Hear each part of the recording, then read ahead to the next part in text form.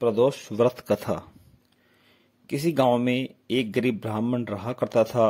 उसकी स्त्री प्रदोष का व्रत किया करती थी। उनके एक पुत्र था। एक दिन वह घर से गंगा स्नान के लिए गया। रास्ते में उसे चोरों का गिरोह मिल गया। उन चोरों ने लड़के से पूछा, तेरे बाप का धन कहाँ पर रखा है? यदि ठीक ठीक नहीं बताओगे तो हम तुम्हें जान से मार डालेंगे। लड़के ने उत्तर दिया, भाई हम तो बहुत ही गरीब है, मेरे बाप के पास धन कहाँ से आएगा? चोरों ने कहा, ये तेरे कपड़ों में क्या बंधा है? उत्तर में लड़के ने कहा, चलते समय मेरी माता ने 2 रोटियां बनाकर मुझे दे दी है, वे ही रोटियां इस कपड़े में बंधी है। उसकी बात सुनकर चोरों के साथी ने कहा, मेरी बात मानकर छोड़ दो। वास्तव में लड़का बहुत गरीब मालूम पड़ता है। चोरों द्वारा मुक्त होकर वह लड़का एक नगर में जा पहुंचा। नगर के बाहर बरगद का एक पेड़ था। उसी पेड़ की छाया में बैठकर वह लड़का विश्राम करने लगा। पेड़ की ठंडी छाया में जाने से उसकी नींद आ गई। उस नगर के राजा के सिपाही चोरों की खोज में घूम रहे थे।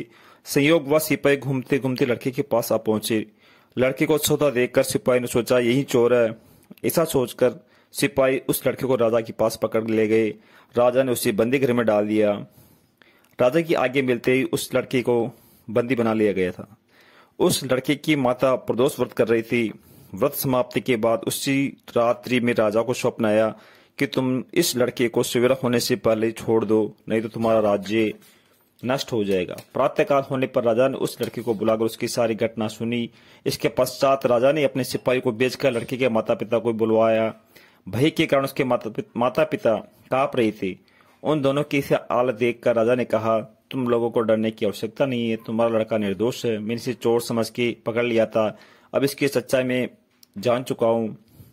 मैं प्रसन्न होकर तुम्हें 5 गांव पुरस्कार स्वरूप प्रदान करता हूँ। इतना कहकर राजा ने उन सबको मुक्त कर दिया। भगवान शंकर की कृपा से उस ब्राह्मण के घर सदैव आनंद मंगल होने लगा। इस प्रकार जो कोई इस व्रत को करता है उसके यहाँ नित्य ही आनंद मंगल होता है।